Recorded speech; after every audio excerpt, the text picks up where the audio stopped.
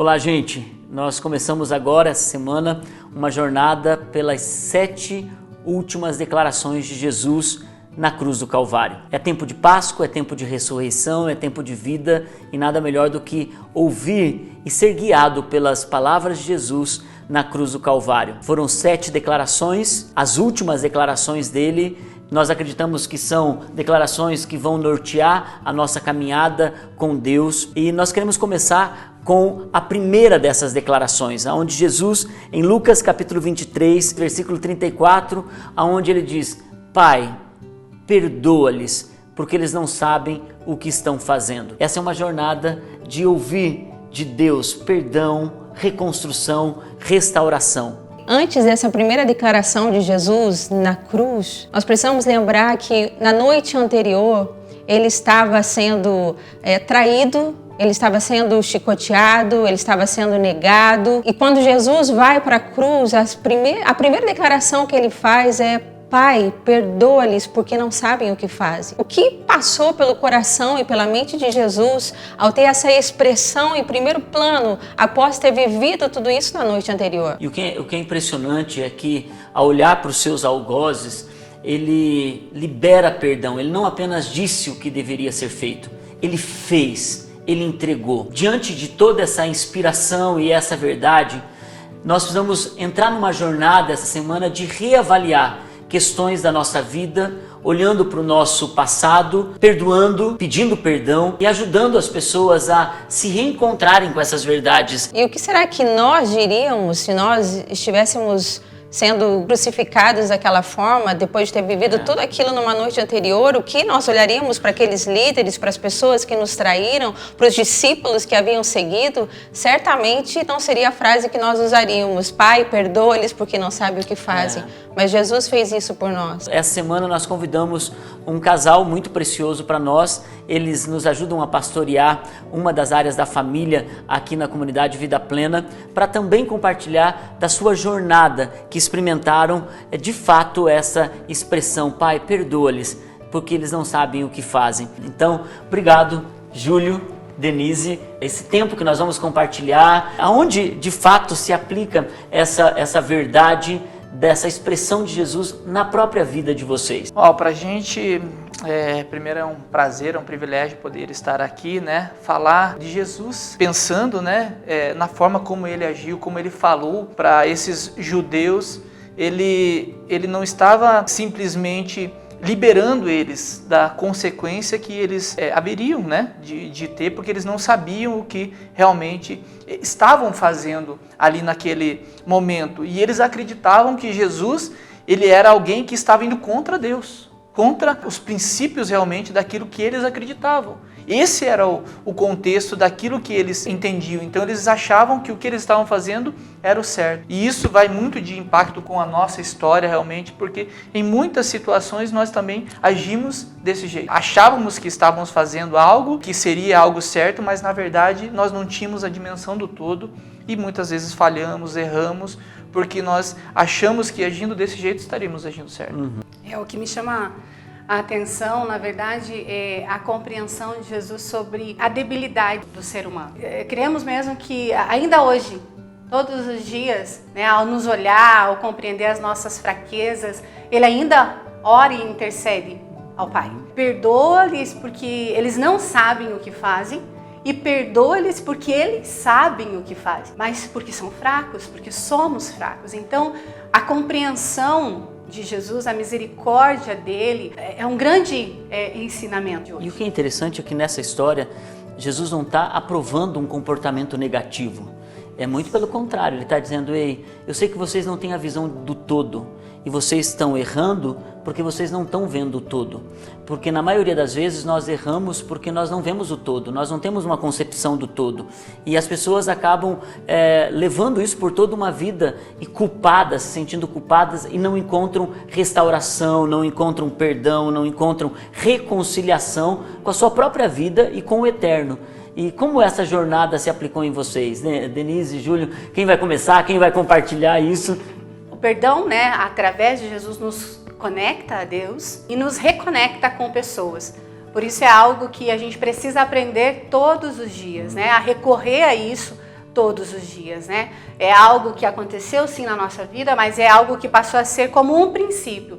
Entender que todos os dias, né, nós carecemos desse perdão. Já temos conexão com Deus através de Jesus, foi esse o ato mais lindo da cruz, é isso. Essa oração que nos conectou com o Pai, e saber que através daquilo que eu estou recebendo, desse perdão que é genuíno, né, que vem da parte de Deus, então se eu recebo, eu dou. Né? Eu não dou aquilo que eu não tenho, que eu não recebo, né? Mas eu dou quando eu entendo que a misericórdia veio sobre mim, essa mesma, então eu dou também. E na nossa vida, compartilhando um pouquinho, eu vejo muito essa oração pelo fato de perdoa, eles sabem o que fazem. Eu cresci, né, na igreja, a minha mãe se converteu, eu tinha 3 anos de idade, então eu tive a oportunidade de conhecer o Evangelho desde pequeno. Fui sempre muito envolvida, né, com as coisas da igreja, e no meio disso eu tinha a questão de que quando minha mãe se converteu, o meu pai não se converteu. Então foram 19 anos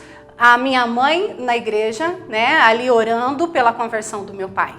E meu pai, ele era um homem muito presente, mas também muito ausente como pessoa.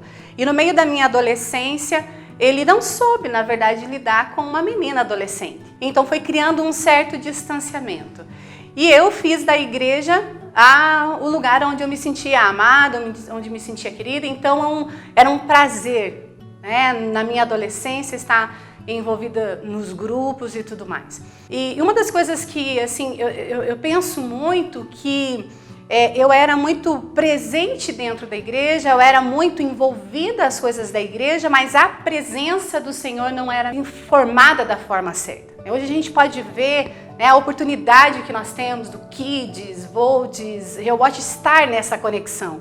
E eu não tive isso, eu tinha igreja, né, esse ambiente, amigos e tudo mais. Então, quando comecei a me deparar lá fora, comecei então a me encantar com aquilo que tinha lá fora. E então eu comecei a fazer essa ponte de igreja e conexão com o mundo. E de repente eu estava já dentro do mundo e passeava na igreja. Não tinha conexão com Deus. Já não via mais arrependimento, não tinha mais o pedido de perdão a Deus, né? Reconhecer que Jesus precisava ali agir sobre a minha vida, e é uma das coisas que o inimigo trabalha muito forte mesmo na nossa vida, né? Vai se arrepender por quê? Semana que vem você vai estar lá de novo. Não peça perdão se é algo que você não vence. O perdão nos conecta a Deus, o perdão nos traz a conexão com Jesus. A história de vocês entra em que momento em toda essa jornada?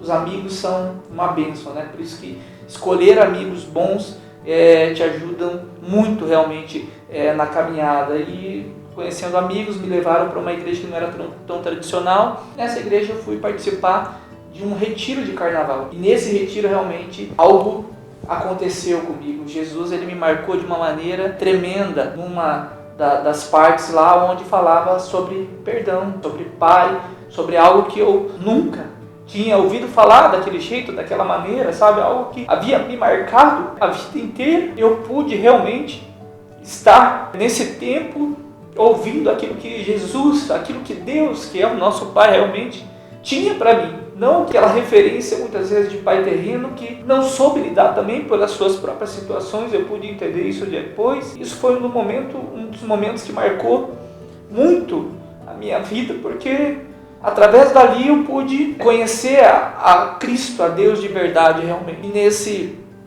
processo, né, logo depois eu acabei conhecendo a Denise. Iniciamos um relacionamento, mas estávamos os dois feridos, né, os dois com marcas do mundo, longe dos princípios, e então nos deparamos, né, com a notícia de uma gravidez. Quando a gente se depara com esse tipo de situação, a gente sempre sabe, existe uma voz que ecoa lá porque nós aprendemos os princípios, e isso sempre fica firmado realmente no nosso coração. Essa voz, ela fica ecoando aquilo que é certo, aquilo que é errado.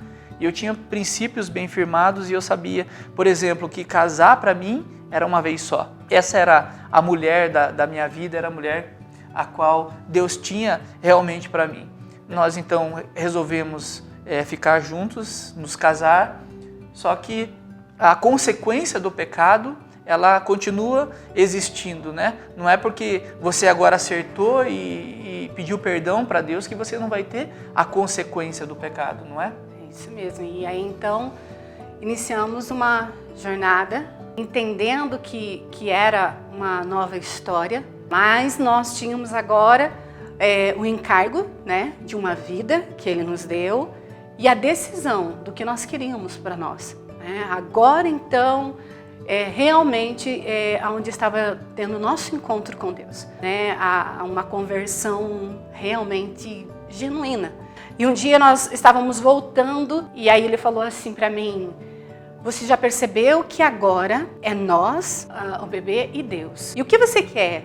Você quer permanecer nessa casa? Eu falei para ele: eu gostaria, apesar de estar sendo difícil. Daí ele falou assim: a casa, a igreja, não tem nada a ver com aquilo que foi uma escolha nossa. Então, nós vamos permanecer. Trilhar a nossa vida, convidar Cristo para entrar nela e fazer uma nova história. E aí ele foi. Vínhamos, cultuávamos, às vezes íamos embora chateados. Eu creio que foi um processo do Senhor. Um processo onde Ele realmente nos separou para ver o que nós queríamos de verdade. Então foi um ano dessa forma. E a bebê nasceu, permanecemos firmes em Deus. Mas algo mudou em nós. E a graça, ela é algo sobrenatural mesmo. Porque começou a vir graça da parte de Deus. E direcionados pelo Espírito, nós começamos a viver essa nova história. O perdão, ele traz purificação. Perdão traz sobre nós um caráter tratado. Deus é capaz de fazer novo todas as coisas. Como a palavra fala mesmo, né? Se nós confessarmos os nossos pecados, né? Ele é quem nos purifica. Ele lança os nossos pecados no mar do esquecimento. Mas é claro que eu preciso construir isso. Nós precisamos construir uma nova história. E você sabe que a gente que acompanhou esse processo de vocês, até porque até você encontrar a plenitude do perdão e compreender as suas próprias fraquezas, você vai ferindo pessoas ao seu redor, né?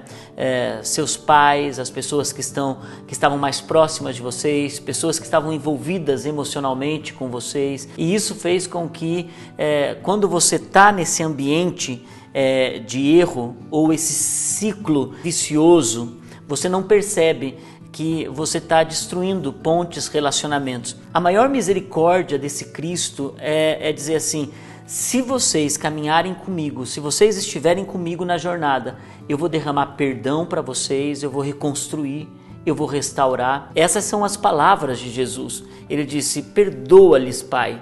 Quando ele pede ao Pai que lhes perdoe, Jesus não estava apenas sendo um bom moço naquela situação.